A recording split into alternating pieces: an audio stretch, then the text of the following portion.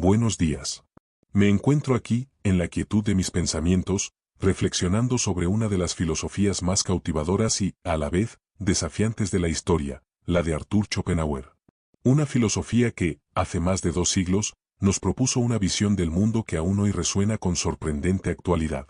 Pero, ¿alguna vez se han preguntado qué papel juega el arte en nuestra búsqueda de un sentido, o quizás de un alivio, en la vida? ¿O si el sufrimiento, tan inherente a la existencia, tiene un significado más profundo de lo que creemos?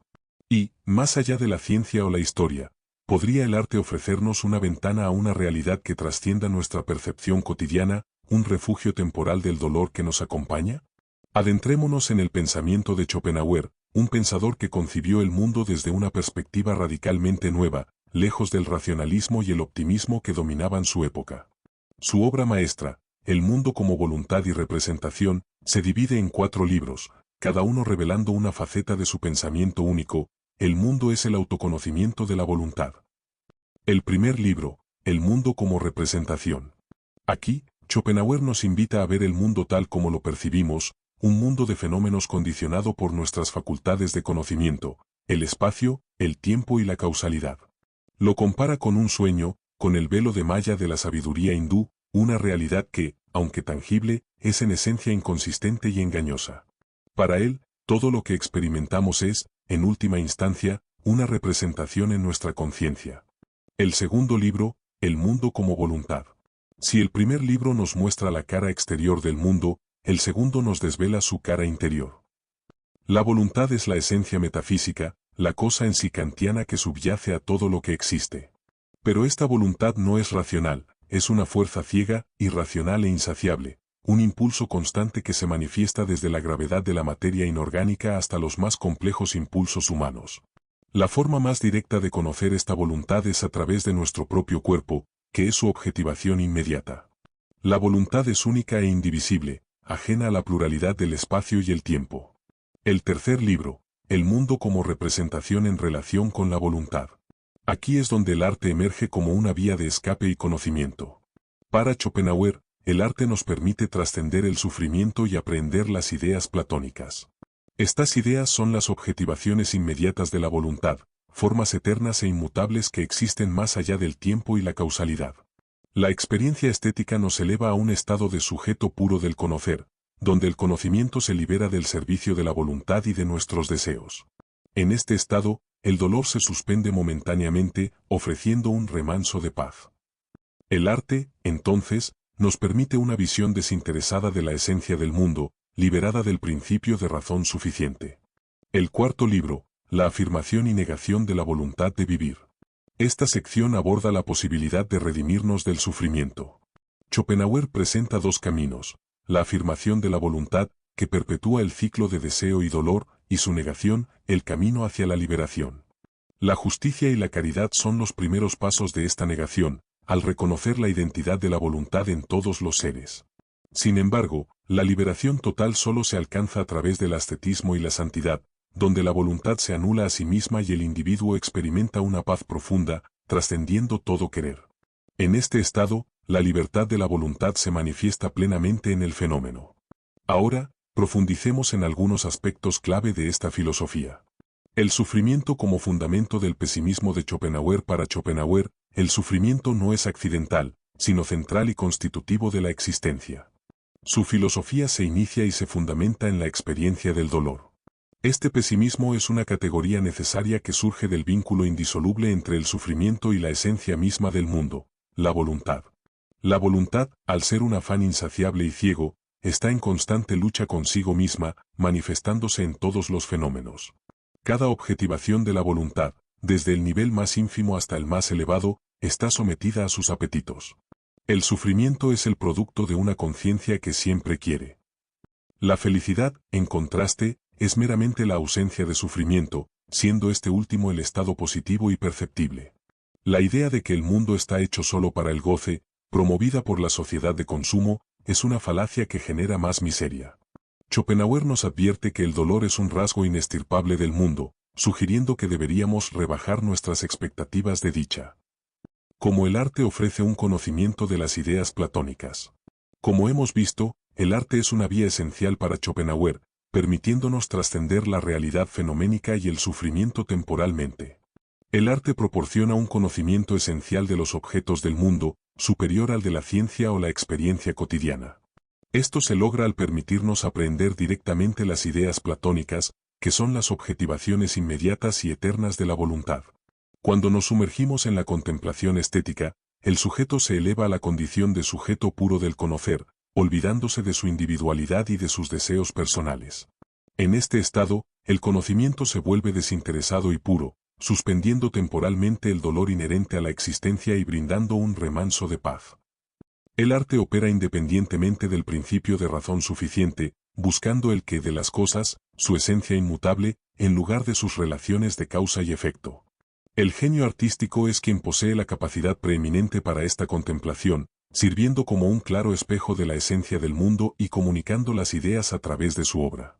Schopenhauer establece una jerarquía de las artes, desde la arquitectura que expresa las fuerzas naturales, pasando por la pintura y la poesía que objetivan la idea del hombre, hasta la música. La música como conexión directa con la voluntad. Entre todas las artes, la música ocupa el lugar supremo y singular.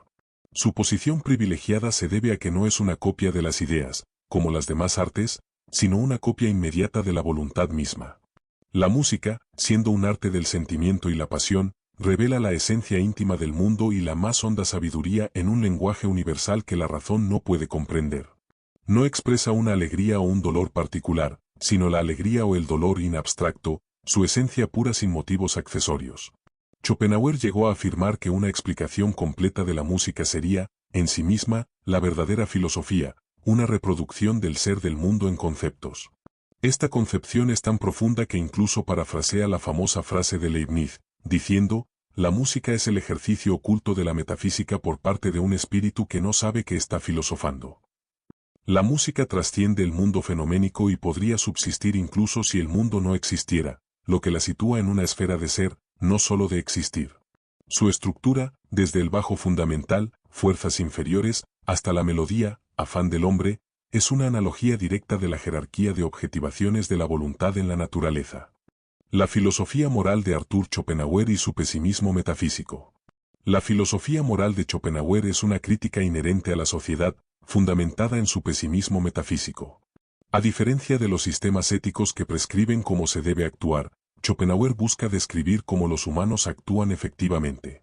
Él desenmascara el egoísmo fundamental de la condición humana, mostrando que incluso las normas y leyes tradicionales a menudo apelan al miedo o a la esperanza de recompensa, siendo meras expresiones de interés personal. La voluntad, el verdadero yo del hombre, solo conoce el querer y el no querer. Schopenhauer sostiene que la virtud no se enseña, al igual que el genio no se crea mediante preceptos. La verdadera virtud nace de un conocimiento intuitivo e inmediato, no abstracto, que permite reconocer la misma esencia, la voluntad, en el individuo ajeno que en el propio. Este conocimiento da origen a la compasión, que es el fenómeno moral originario. La compasión y la solidaridad nos permiten considerar el mundo desde la perspectiva de los otros, abriendo la posibilidad de acciones pacíficas. Aunque la justicia y la caridad amortiguan el dolor, no lo eliminan, ya que en ellas la voluntad sigue afirmándose. La liberación definitiva del sufrimiento y la maldad solo se logra mediante la negación de la voluntad de vivir, a través del ascetismo y la santidad. En este estado, la voluntad se suprime libremente, logrando una paz y sosiego que trascienden el sufrimiento inherente a la existencia. La crítica de Arthur Schopenhauer hacia la historia como disciplina científica. Schopenhauer se presenta como un crítico radical de la historia, especialmente del idealismo que intentaba encontrar un sentido o propósito teleológico en ella. Para él, la historia se ocupa del mundo fenoménico, de lo particular y efímero, sin acceso a las ideas o a la cosa en sí. La historia es, en esencia, el largo, difícil y confuso sueño de la humanidad. Su crítica se fundamenta en varios puntos. Metafísico ontológico, la historia solo describe la afirmación de la voluntad en su devenir constante y en la lucha de los individuos. No permite acceder a la esencia del mundo o a sus grados más elevados de objetivación, las ideas, a diferencia del arte o la ética ascética. Epistemológico, la historia no puede ser una ciencia en sentido estricto, pues se ocupa de acontecimientos individuales y concretos, que solo pueden coordinarse, no subsumirse bajo leyes generales.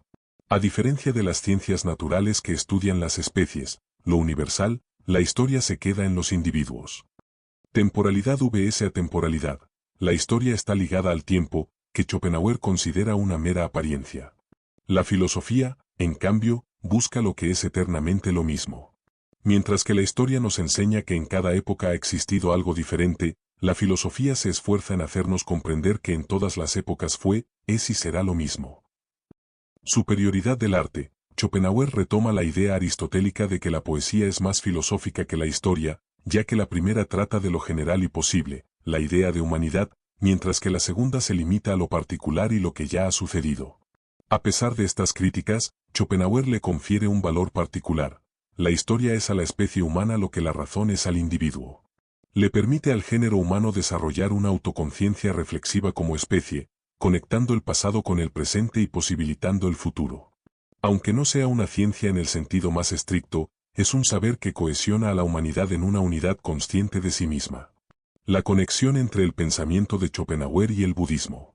Schopenhauer fue uno de los primeros pensadores occidentales en tomar en serio las filosofías orientales, encontrando en el budismo una profunda confirmación de su propio pensamiento. Tenía una estatua de Buda en su escritorio y recomendaba leer los Upanishads para comprender su obra.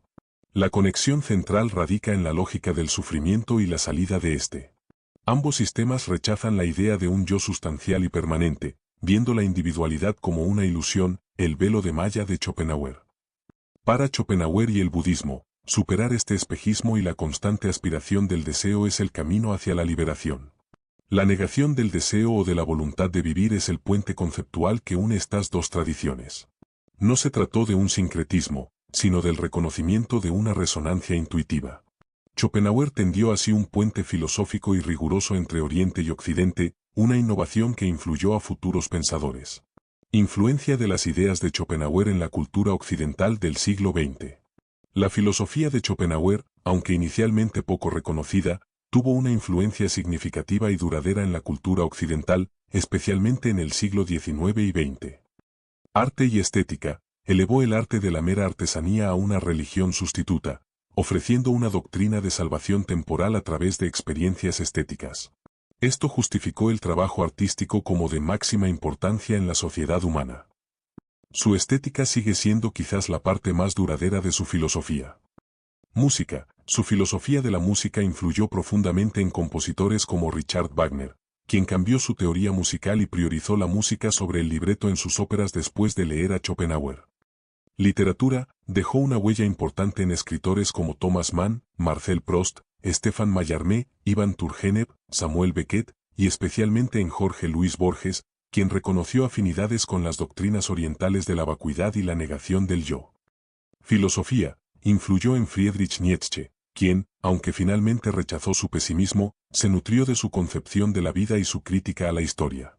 La oposición nietzscheana entre lo apolíneo y lo dionisíaco se considera una traducción de la oposición schopenhaueriana entre intelecto y voluntad. También se observa su huella en pensadores como Ludwig Wittgenstein y Albert Whither. Crítica social y arte contemporáneo. Su visión de la voluntad ciega y el sufrimiento inherente ofreció una lente crítica para analizar la sociedad. Las ideas de Schopenhauer fundamentaron la oposición entre el kitsch y la vanguardia, y la creencia contemporánea de que la creación artística no debe estar influenciada por ganancias financieras, sino por la búsqueda de nuevas formas de expresión. Análisis críticos de los principales filósofos y escritores a la filosofía de Schopenhauer. La filosofía de Schopenhauer, aunque única y profunda, no estuvo exenta de críticas por parte de sus contemporáneos y sucesores. Immanuel Kant.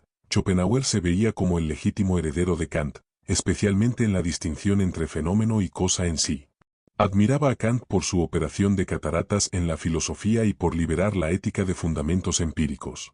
Sin embargo, le criticó por no haber identificado la cosa en sí con la voluntad, por la complejidad y arbitrariedad de sus categorías, considerando que sólo la causalidad era verdadera, y por su concepto de razón práctica y el imperativo categórico, que para Schopenhauer, carecía de verdadero valor moral al basarse en el deber en lugar de la compasión.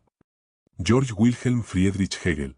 Schopenhauer fue un férreo opositor de Hegel y del idealismo absoluto. Consideraba la filosofía hegeliana como patraña y charlatanería, absurda pseudosabiduría y una mistificación universal. Rechazó categóricamente la idea hegeliana de que todo lo racional es real y todo lo real es racional, y se opuso a cualquier teleología histórica que implicara un progreso moral de la humanidad. Friedrich Nietzsche. Aunque profundamente influenciado por Schopenhauer, Nietzsche se distanció de su pesimismo y de la negación de la voluntad de vivir, proponiendo en su lugar una afirmación vitalista a través de la voluntad de poder. Si bien Nietzsche asumió de Schopenhauer la primacía del arte y la figura del genio como paradigma de objetividad, su crítica a la historia buscó transformar al historiador en artista y enfocar la historia en la crítica y reforma cultural de una sociedad, no en la autoconciencia de la humanidad como especie. También defendió la necesidad del olvido para la creatividad, algo opuesto a la visión schopenhaueriana donde el olvido podía ser síntoma de locura.